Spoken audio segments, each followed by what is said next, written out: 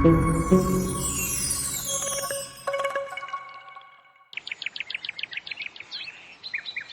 देखो, फिर से शुरू हो गई। मैं तो परेशान हो गई हूँ इस लड़की से। क्या हुआ माँ, क्यों इतना गुस्सा कर रही हो? गुस्सा न करूं तो क्या करूं? हाँ, कब से आवाज लगा रही हूँ, लेकिन इन मैडम को एक बार में सुनाई कहाँ देता है। ओहो माँ, आप ही देखो ना, मैंने कितना सुंदर डिजाइन बनाया, बस इसी में ध्यान लगा था मेरा, शायद इसीलिए आपकी आवाज सुनाई नहीं दी होगी। अच्छा बताओ क्या काम है, मैं ये बाद में पूरा कर लूंगी। कुछ काम नहीं, खाने की थाली कब से लगा कर रखी है, अब महारानी को फुर्सत मिल गई हो तो चलकर खा लो। अच्छा खाना खाना है, अब आप शुरू करो, मैं बस 2 मिनट में आऊं। हाँ हाँ पता है तेरे 2 मिनट। इतना कहकर हिना की माँ सुमित्रा गुस्से में वहां से चली गई और फिर खाने की मेज पर। अरे क्या हो गया, इतने गुस्से में क्यों हो भाग्यवान? अब आप ही समझा लीजिए अपनी लाडली को, मेरी तो एक नहीं सुनती। हाँ तो क्या हो गया, तुम पे ही तो गई है। आपको मजाक सूझ रहा है? यहाँ मेरा दिमाग खराब हो रहा है, सारा दिन बस मेहंदी के डिजाइन बनाती रहती है और कोई काम ही नहीं है इसे। इसका मतलब वो सच में तुम पर ही गई है। तुम्हें भी तो मेहंदी लगाने का बड़ा शौक था ना इस उम्र में। हाँ, पर मैं घर का सारा कामकाज निपटाने के बाद ये सब करती थी। अरे ये तो खाना पीना भी छोड़कर बैठी है। सुमित्रा अपने पति सुरेश से हिना की शिकायतें कर ही रही थी कि तभी हिना वहां आ गई। क्या बनाया माँ? खुशबू तो बड़ी अच्छी आ रही है। मिल गई तुझे फुर्सत? हाँ माँ, देखो ना मेरा आज का डिजाइन, पापा देखिए ना कैसा है। सच में डिजाइन तो वाकई बढ़िया बनाया है लाडो। ये लाडो बोल बोल कर आपने ही इसका दिमाग खराब करके रखा है। मेरी जान को कितना काम है पता है, ती जा रही है, मगर ये लड़की मेरी बिल्कुल मदद नहीं करती। ओहो, आज सिर्फ खरी खोटी ही सुनाओगी या कुछ खाना भी मिलेगा भाग्यवान? सुरेश की बात सुनकर सुमित्रा की हंसी निकल गई और उसे हंसता देख सभी लोग हंसने लगे। हिना अपने माता पिता की अकेली संतान थी। हिना को बचपन से ही मेहंदी के नए नए डिजाइन बनाने का बड़ा शौक था। वो कागज पर रोज कुछ न कुछ नया बनाने की कोशिश करती और फिर उसे अपने या अपनी माँ के हाथों पर लगाती। हिना के कॉलेज की पढ़ाई भी अब पूरी हो गई थी, तो अब उसके लिए रिश्ते आने भी शुरू हो गए थे। अरे सुमित्रा कहाँ हो, जल्दी आओ। क्या हुआ जी? जरा इस फोटो को तो देखो, कैसा है लड़का? दिखने में तो बहुत ही बढ़िया है। हाँ, वो कानपुर वाले फूफा जी है ना, उन्होंने बताया इस लड़के के बारे में। अपनी हिना के लिए कैसा रहेगा? लड़का काम क्या करता है और परिवार में कौन कौन है? फूफा जी बता रहे थे कि कानपुर में इनका अपना कारखाना है, वहां ये अपना दोने पत्तल और डिस्पोजल वगैरह बनाते हैं। ये अच्छा पैसा कमा लेता है, फूफा जी की रिश्तेदारी में है। हाँ, पर उससे पहले ये फोटो एक बार हिना को तो दिखा दो, उसे लड़का पसंद आ जाए तभी बात आगे बढ़ानी चाहिए ना। अरे हाँ, ये भी सही कह रही हो। लाडो, ओ लाडो, अरे कहाँ है बिटिया? सुरेश ने फौरन जाकर कमल की फोटो हिना को दिखाई तो हिना को भी कमल पसंद आ गया। उधर कमल को भी हिना पहली ही नजर में भाग गई और इस तरह से कुछ ही दिनों में कमल और हिना की शादी खूब धूमधाम से हो गई। शादी के बाद कमल और हिना अपनी गृहस्थी में बहुत खुश थे। फिर एक शाम। ये क्या लिख रही हो हिना? लिख नहीं रही हूँ, मेहंदी का डिजाइन बना रही हूँ। अच्छा, पर कागज पर क्यों? प्रैक्टिस तो रोज ही करनी होती है ना, तो इसीलिए कागज पर डिजाइन बनाती हूँ।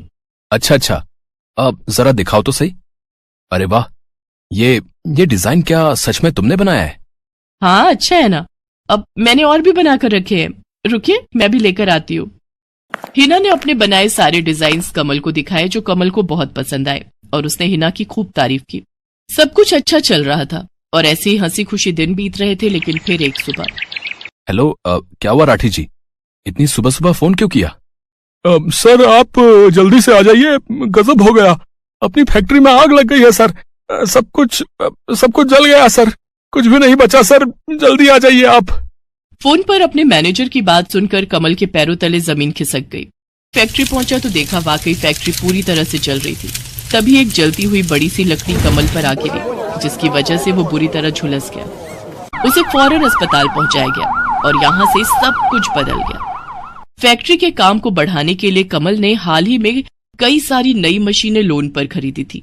मशीनें तो नहीं बची, लेकिन लोन चुकाने के चक्कर में पहले कमल की गाड़ी बिकी और फिर घर। मजबूर होकर कमल और हिना अब किराए के मकान में रहने लगे थे। फिलहाल कमल की हालत ऐसी नहीं थी कि वो कोई और काम कर सके। ऐसे में हिना ने घर चलाने का जिम्मा उठाया और वो घर घर जाकर औरतों के हाथों पर मेहंदी लगाने लगी। हालांकि इस काम से उसे बहुत कम पैसे ही मिल पा रहे थे, लेकिन हिना फिर भी पूरी मेहनत कर रही थी। क्या से क्या हो गया ना हिना, मैं किसी काम का नहीं रहा, हम बर्बाद हो गए। मैंने कहा था तुम्हें रानी बनाकर रखूंगा, मगर मेरे रहते हुए भी तुम्हें कितना संघर्ष करना पड़ रहा है। ऐसा क्यों कह रहे हैं आप बिल्कुल चिंता मत कीजिए, देखना धीरे धीरे सब ठीक हो जाएगा। हिना चाहती थी कि वो अपना एक पार्लर खोले, लेकिन फिलहाल ये मुमकिन नहीं था। मेहंदी लगाने का काम भी सीजन पर ही मिल पाता था, तो अब दिक्कत खाने पीने की भी होने लगी। ऐसे में हिना ने एक सेठ के घर मेड का काम करना शुरू कर दिया। और फिर एक दिन, सुन, तुझे कोई मेहंदी वाली पता है क्या? क्यों मैडम? अरे वो तीज आ रही है ना, तो मेहंदी लगवानी थी। हाँ, बाहर इतनी गर्मी है, अब ऐसे में कौन बाहर जाए, तो घर पर ही आकर कोई लगा दे तो बढ़िया रहेगा।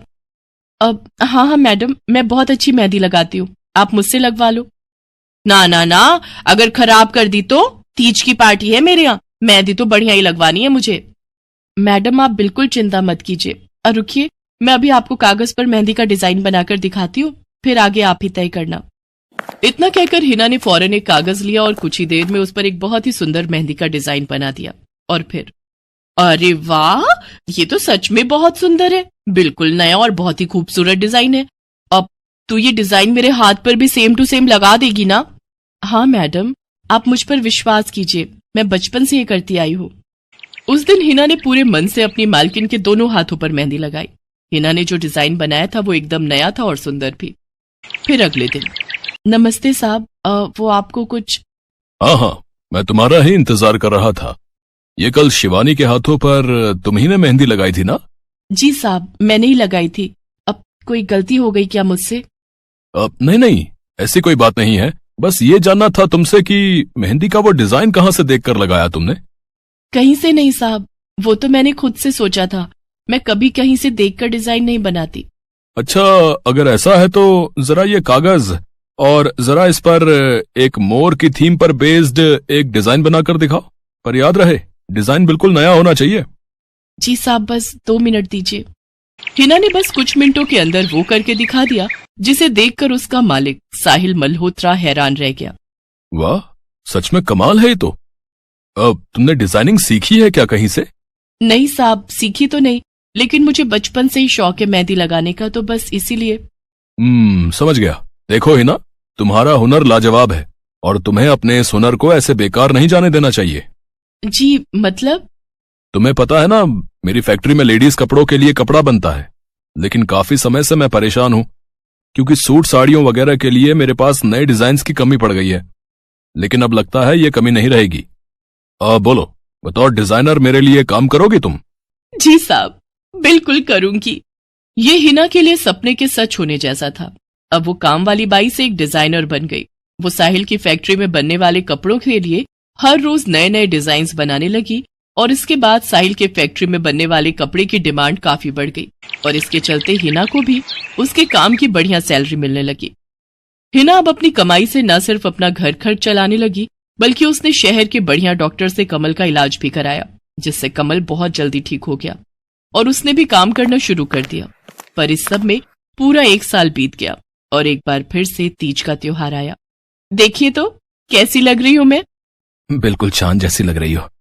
हिना ने नई हरे रंग की साड़ी पहनी हुई थी, जो उसने खुद डिजाइन की थी, और वाकई वो उसमें बहुत ही सुंदर लग रही थी। हिना, तुम सच में बहुत बहादुर हो। मैं तो उस हादसे के बाद उठकर खड़ा ही नहीं हो पाता, लेकिन तुमने सब कुछ ठीक कर दिया। तीज का ये त्योहार ही इसलिए है जी, मैं आपको कभी कुछ नहीं होने दूंगी।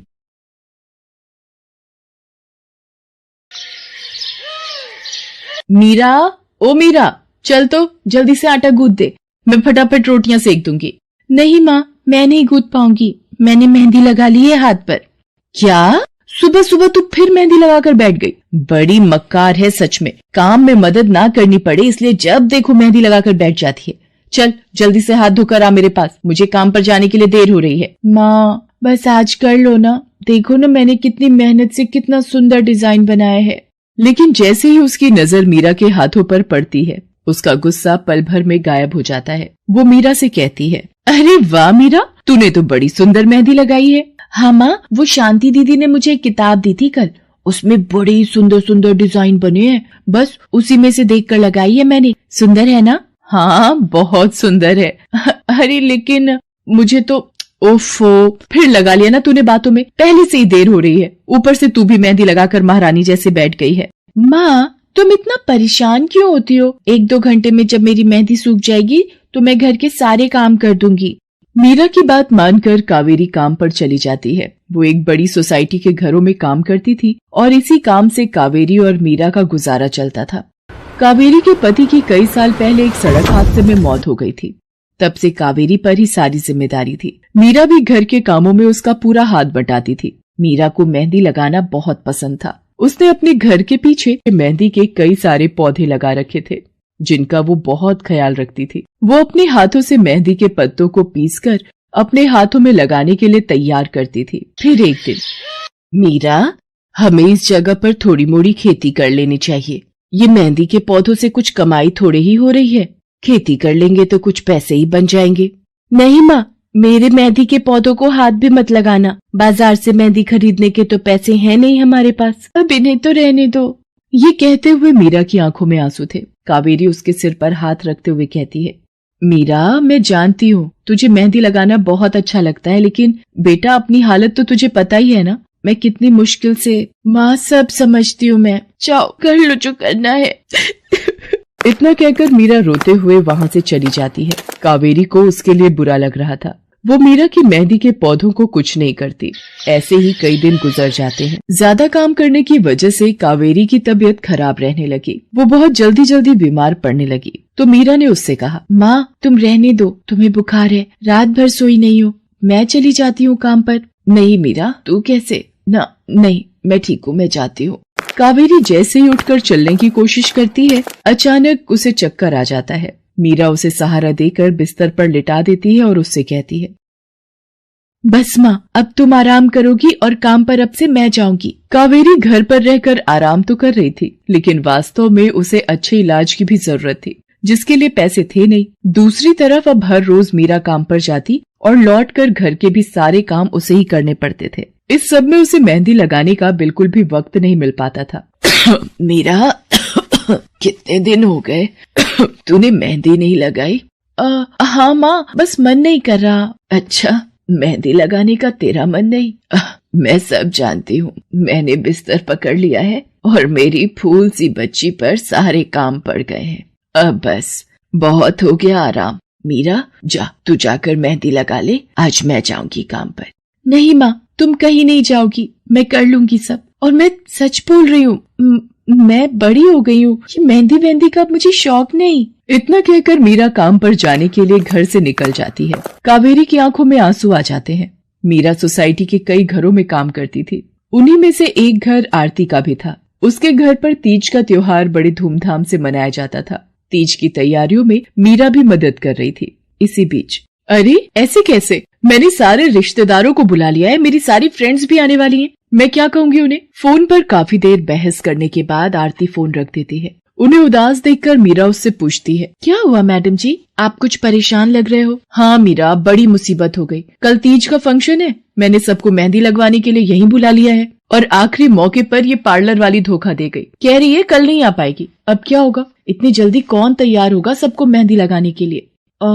मैडम जी, वैसे मैं भी ठीक ठाक मेहंदी लगा लेती हूँ। अरे हाँ, कावेरी ने मुझे बताया तो था एक बार कि तुझे मेहंदी लगाने का बहुत शौक है। वैसे मुझे तो कोई परेशानी नहीं है, तू देख ले बेटा, बहुत सारे हाथ लगाने होंगे और मेहंदी बढ़िया लगनी चाहिए सबके। आप बिल्कुल चिंता मत करिए मैडम जी, मैं सब अच्छे से करूँगी। बहुत दिनों बाद मीरा के चेहरे पर खुशी थी। उसने घर पहुंचते ही मेहंदी के खूब सारे पत्ते तोड़कर पत्थर पर पीसना शुरू कर दिया। ये देखकर कावेरी ने मीरा से कहा, अरे मीरा, शाम हो गई है, अब मेहंदी मत लगा, मौसम भी ठंडा है बेटा। ये मेहंदी मैं अपने लिए नहीं पीस रही माँ, वो 5वें फ्लोर वाली मैडम जी है ना, कल उनके यहाँ लगानी है। अच्छा बेटा, पर ध्यान से बेटा, वो बड़े लोग हैं, कोई गलती ना हो जाए। माँ तुम बिल्कुल चिंता मत करो, मेहंदी लगाने में मुझसे कभी कोई गलती हो ही नहीं सकती। मीरा खूब सारी मेहंदी तैयार करके अगले दिन आरती के घर पहुंच जाती है। वो अपनी मेहंदी को कोन में भरने लगती है कि तभी आरती की एक फ्रेंड आरती से, आरती ये किसे बुला लिया तुमने? मैंने जिस पार्लर का नंबर दिया था तुम्हें, उससे बात नहीं हुई क्या? हुई तो थी, लेकिन उसने आखिरी वक्त पर मना कर दिया। तुम बिल्कुल चिंता मत करो, ये मीरा है, मेरी हाउसमेड है ना कावेरी, ये उसी की बेटी है। बहुत अच्छी मेहंदी लगाती है ये। ओफो आरती, तुम भी ना, पार्लर की बात अलग होती है, उन लोगों का मटेरियल ब्रांडेड होता है, मेहंदी के रचने की गारंटी मिलती है वहां से, और इसकी मेहंदी तो मुझे कुछ समझ नहीं आ रही। इस पर तो कोई लेबल तक नहीं है, अगर कुछ गलत रिएक्शन हो गया हाथों पर तो। आप बिल्कुल चिंता मत कीजिए मैडम जी, ये मेहंदी मैंने खुद पीस कर तैयार की है। मेरे पास बहुत सारे मेहंदी के पौधे हैं, इसमें कुछ भी ऐसा नहीं है जो आपके हाथों को नुकसान दे। ना भाई ना, सॉरी आरती, बट मैं अपने हाथों को लेकर कोई रिस्क नहीं ले सकती। तुम सब लगवाओ, मैं तो पार्लर जाकर ही लगवाऊंगी। इतना कहकर आरती की दोस्त शालिनी वहाँ से चली जाती है। आरती मीरा को इशारा देकर काम शुरू करने को कहती है। अरे वाह, मानना पड़ेगा, इस बच्ची ने कमाल की मेहंदी लगाई है। मुझे तो नहीं लगता कि इस मेहंदी का वैसा रंग आएगा जैसा पार्लर वाली मेहंदी का आता है। अब बस भी करो शालिनी, मेहंदी कैसी रचेगी ये कल तक पता चल ही जाएगा ना। बच्ची है वो, उसे इस तरह डराओ तो मत।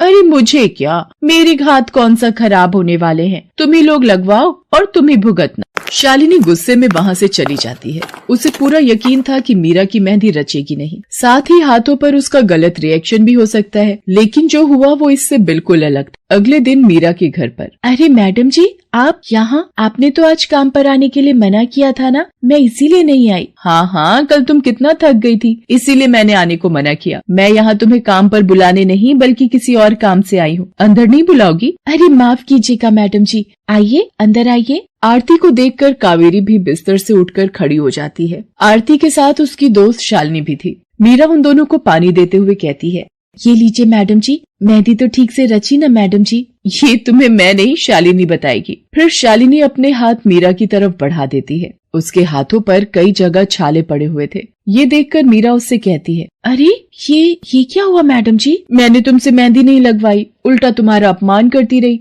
उसी की सजा मिली है मुझे। मैंने सबसे महंगे वाले पार्लर में जाकर मेहंदी लगवाई। मैंने उनसे जोर देकर कहा कि मेहंदी का रंग बहुत बढ़िया आना चाहिए। इस चक्कर में उन्होंने पता नहीं क्या क्या मिला दिया मेहंदी में, और मेरे हाथों का ये हाल हो गया। और दूसरी तरफ तुम्हारी मेहंदी, जिसने भी लगवाई उसके हाथों की रंगत ही अलग है। देखो आरती के हाथ देखो जरा। आरती ने अपने हाथ आगे बढ़ा दिए, जिन पर मीरा के हाथों से लगी मेहंदी का बहुत ही अच्छा रंग चढ़ा था। फिर आरती कावेरी के पास जाकर उससे बोली, बस कावेरी, ये झाड़ू पोछा और बर्तन बहुत करवा लिए तुमने मीरा से, ये अब वो करेगी जो इसे करना चाहिए। जी क्या मतलब मैडम जी? ये अब मेहंदी लगाएगी सबके हाथों पर। हमारी एक दोस्त का अपना ब्यूटी पार्लर है, उसे मीरा का काम और उसकी मेहंदी की क्वालिटी बहुत अच्छी लगी। वो मीरा को अपने यहाँ काम देना चाहती है, अच्छे पैसे भी देगी वो मीरा को, और तो और वहाँ रहकर मीरा पार्लर के दूसरे काम भी सीख पाएगी।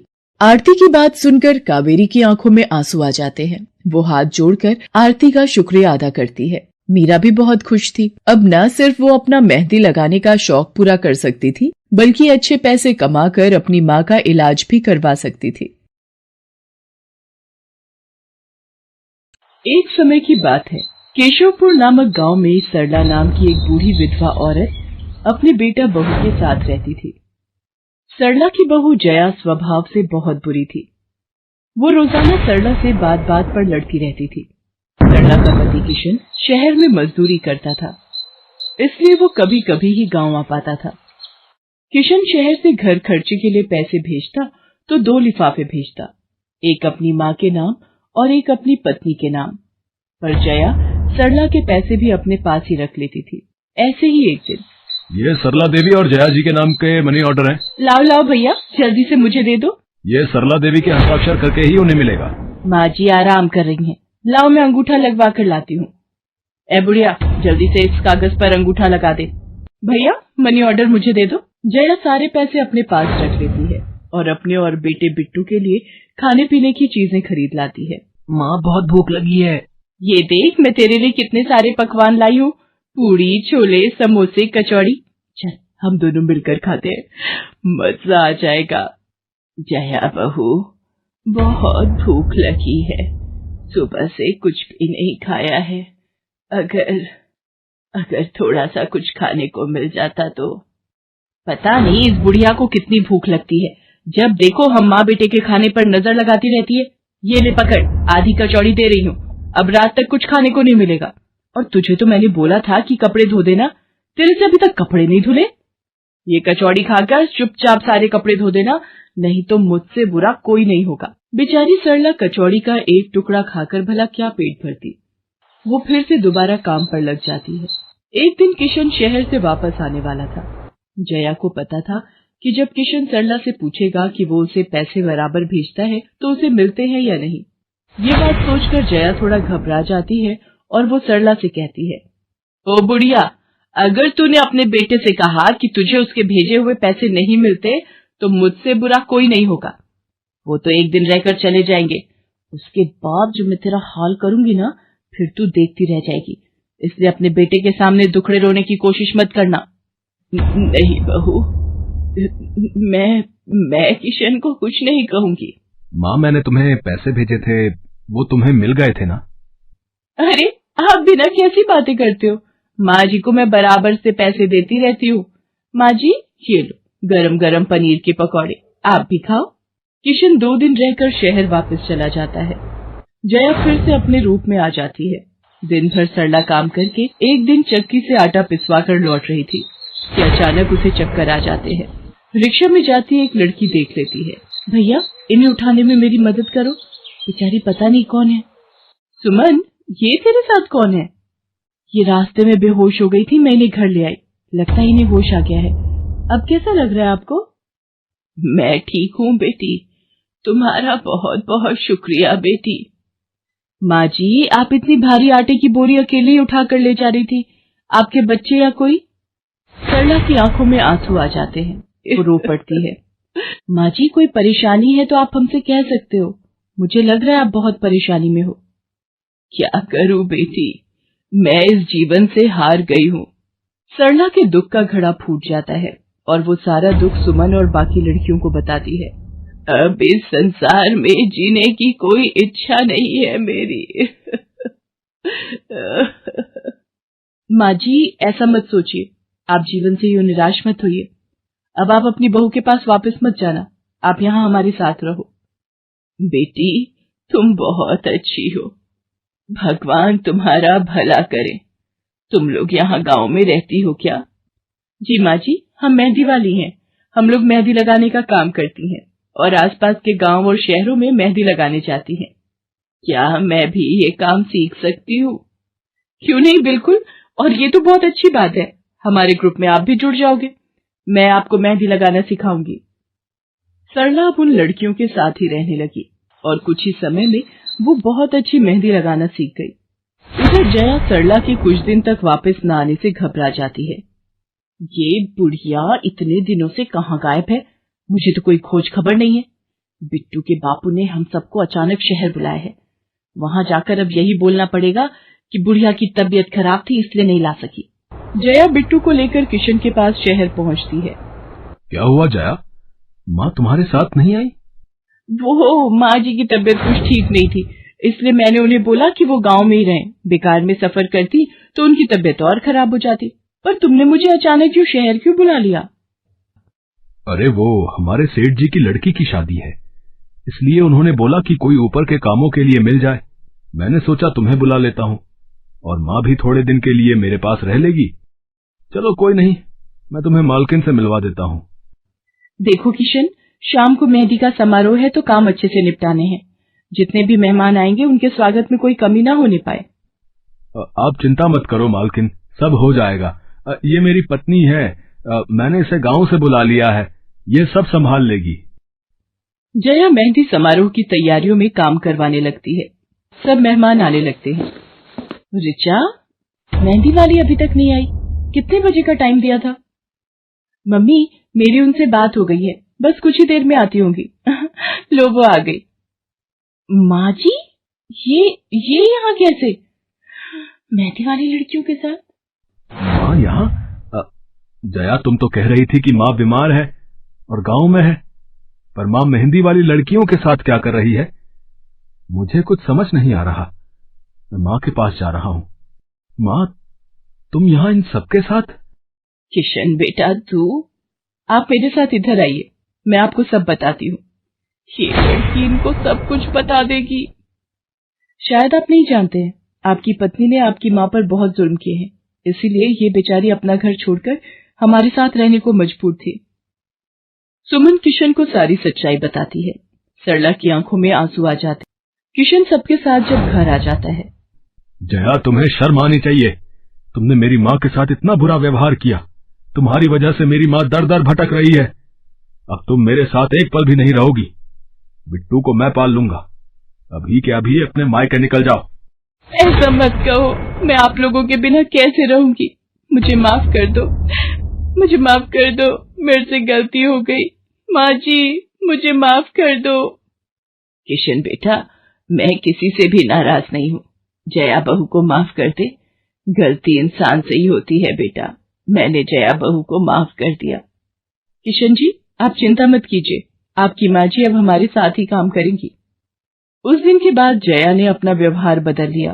सरला ने मेहंदी लगाना नहीं छोड़ा। वो अपनी मेहंदी लगाने के काम को करती रही। जया को अपनी गलती का एहसास हो गया था। अब वो भी सरला की बहुत देखभाल करती थी। संध्या की बुआ, जो कि दिल्ली में रहती थी, वो उसके लिए एक अच्छे घर का रिश्ता लेकर आई थी। देखो भैया, मेरी इतनी जान पहचान तो नहीं है लड़के वालों से, पर इतना जानती हूँ, अड़ोस पड़ोस में कहीं पूछोगे तो लोग अच्छा घर ही बताएंगे। ठीक है सुमन, अगर तुम कहती हो तो लड़के वालों को एक बार बुला लेते हैं। अब संध्या भी लड़के को देख लेगी। संध्या की बुआ लड़के वालों से अपने तरीके से बात कर लेती है और कुछ दिनों बाद संध्या की शादी विपुल नाम के लड़के से हो जाती है। पता नहीं इस काम वाली को छुट्टी लेकर गांव अभी जाना था। उसे पता था शादी वाला घर है, नई नवेली दुल्हन आएगी तो घर में 100 काम होंगे, फिर भी बिना बताए गांव निकल गई। अब मैं दूसरी काम वाली इतनी जल्दी कहाँ से ढूंढूंगी। राजेश्वरी, एक प्याली चाय दे दो तो बड़ी मेहरबानी होगी। सुबह से एक प्याली चाय भी नहीं मिली है। तुम्हें तो जब देखो चाय पीने की पड़ी रहती है। पता भी है एक बर्तन नहीं है धुला हुआ जिसमें तुम्हारी चाय बना दूं। ढेरों बर्तन रसोई में पड़े हैं झूठे। माँ, मैं कॉलेज जा रही हूँ। तुम मुझे ये मत कहना कि मैं छुट्टी कर लूं और तुम्हारे साथ घर का काम करवाऊं। मेरा आज बहुत बड़ा प्रोजेक्ट सबमिट होना है, इसलिए मैं तो कोई काम नहीं कर सकती। ये लो, अब इसे भी अभी कॉलेज जाना था। अब मैं क्या करूं, कुछ समझ नहीं आ रहा। संध्या की सास राजेश्वरी अभी काम वाली को लेकर परेशान हो ही रही थी। तभी संध्या राजेश्वरी की सारी बातें सुन लेती है और रसोई में जाकर बर्तन धोने लगती है। अरे संध्या बहू, तुम ये रसोई में क्या कर रही हो? हटो हटो हटो, ये झूठे बर्तन तुमसे थोड़ी करवाऊंगी। अभी तुम्हारे हाथों की मेहंदी भी नहीं उतरी। माँ जी, आप परेशान मत हो, मैं थोड़ी देर में ही सारा काम निपटा दूंगी। आप अकेले इतना काम नहीं कर पाओगे। ठीक है, अगर तुम कहती हो तो मैं कोई और काम कर लेती हूँ। माँ, पड़ोस में किसी से पता करो, शायद कोई और काम वाली मिल जाए। मैंने पूछा था, पर अभी किसी भी काम वाली के पास समय नहीं है। पुलकित काम पर चला जाता है।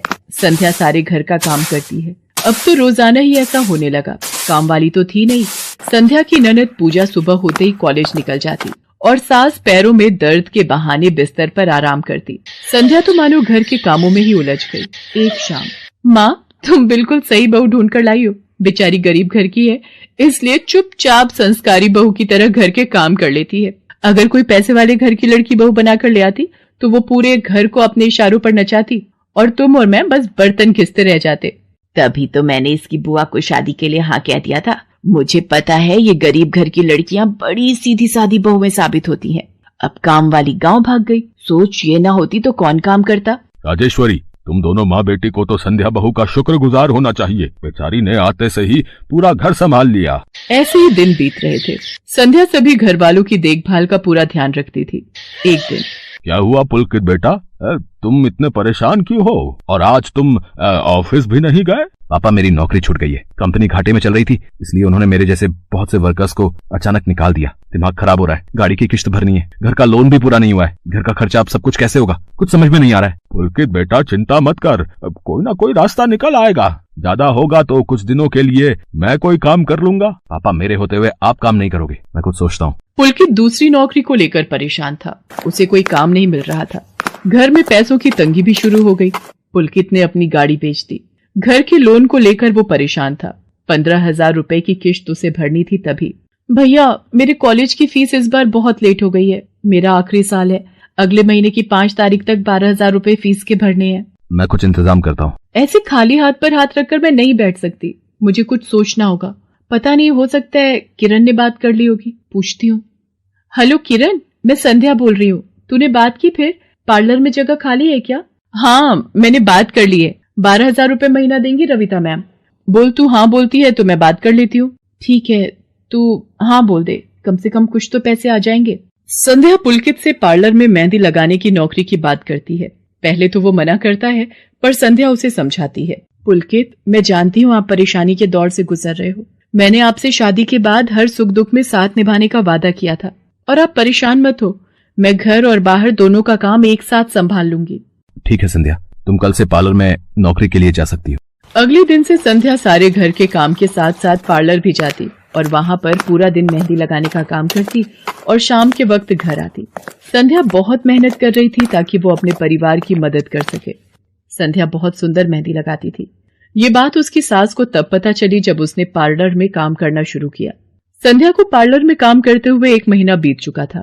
पार्लर की मालकिन रविता भी संध्या के मेहंदी लगाने के काम को देखकर बहुत खुश थी। संध्या, तुम सचमुच बहुत मेहनती हो। पिछले 1 महीने में बहुत से क्लाइंट तुम्हारी तारीफ कर रहे हैं और अपनी फैमिली फ्रेंड्स की शादी या सगाई फंक्शन के लिए तुम्हें ही मेहंदी के लिए बुक करना चाहते हैं। और हाँ, ये तुम्हारी सैलरी 12,000 रुपए। बाकी ये तुमने ओवर टाइम भी शादी के सीजन में बहुत किया है, उसके 6,000 रुपए अलग से दे रही हूँ। थैंक यू मैम, आपने मेरे काम की इतनी तारीफ की। मैं तो बस भगवान की कृपा से मेहनत से करती हूँ। संध्या घर आ जाती है और 12,000 रुपए पूजा के हाथ में रखती है। पूजा, ये तुम्हारी कॉलेज की फीस के पैसे, तुम कल ही अपनी फीस जमा कर देना। भाभी, ये तो आपकी मेहनत की कमाई है, आप ये सारे पैसे मुझे दे रहे हो? नहीं नहीं भाभी। पूजा, तुम मुझे अपनी भाभी कहती हो ना, और भाभी तो माँ समान होती है, तो क्या तुम अपनी भाभी माँ के पैसे नहीं लोगी? तुम अपने भैया से भी तो लेती हो ना। फिर मेरे और अपने भैया में फर्क है, मैं भी तो इस घर का हिस्सा हूँ, इसलिए ये पैसे रख लो। मुझे माफ कर दो भाभी, मैंने ना जाने आपके बारे में क्या क्या गलत सोचा। पुलकित को भी दूसरी नौकरी मिल जाती है। अब संध्या और पुलकित दोनों मिलकर काम करते थे। राजेश्वरी और पूजा भी अब संध्या की घर के कामों में बहुत मदद करती थी। परिवार में खुशियां फिर से लौट आई थी।